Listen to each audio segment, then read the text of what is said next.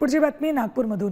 गोदनी परिसरातील जलशुद्धीकरण प्रकल्पात क्लोरीन वायूची गळती झाली आहे। या दुर्घटनेत श्वास घेण्यास त्रास होऊ लागल्याने प्रकल्पातील कर्मचाऱ्यांसह सुमारे 40 नागरिकांना तातडीने रुग्णालयात दाखल केले।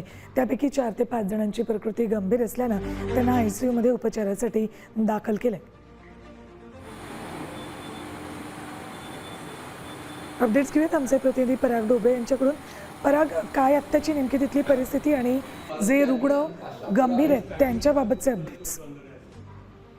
जी माहिती मिळते त्यामध्ये 2 रुग्ण गंभीर असल्याचं सांगितलं जातं। रात्री 12:30 वाजताच्या सुमारास खरं हा जो आहे जो गॅस होता त्याची गळती झाली आणि त्यानंतर मग संपूर्ण परिसरामध्ये लोकांना श्वास घेण्यासाठी त्रास झाला होता। खरं तर या ठिकाणी जलजीवन मिशन अंतर्गत जो आहे त्या ठिकाणी एक वॉटर प्युरिफायर प्लांट आहे आणि त्याच ठिकाणी क्लोरीन गॅसचा वापर केला जातो पाणी स्वच्छ करण्यासाठी। मात्र याच वेळेस कुठेतरी अकुशल व्यक्ती असल्यामुळे किंवा काहीतरी गडबड झाल्यामुळे ती गॅस लीक झाली।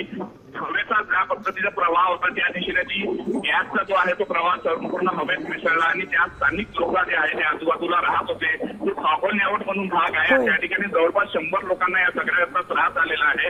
2 जणांची प्रकृती गंभीर असल्याची माहिती मिळते आणि अजूनही रेस्क्यू ऑपरेशन सुरू आहे। 11 वाजेपर्यंत त्या ठिकाणी कोणीही जाऊ नये अशा पद्धतीच्या सूचना देण्यात आल्या आहेत। ठीक, धन्यवाद पराग संपूर्ण माहितीसाठी। नागपूरमधनं ही दुर्घटना।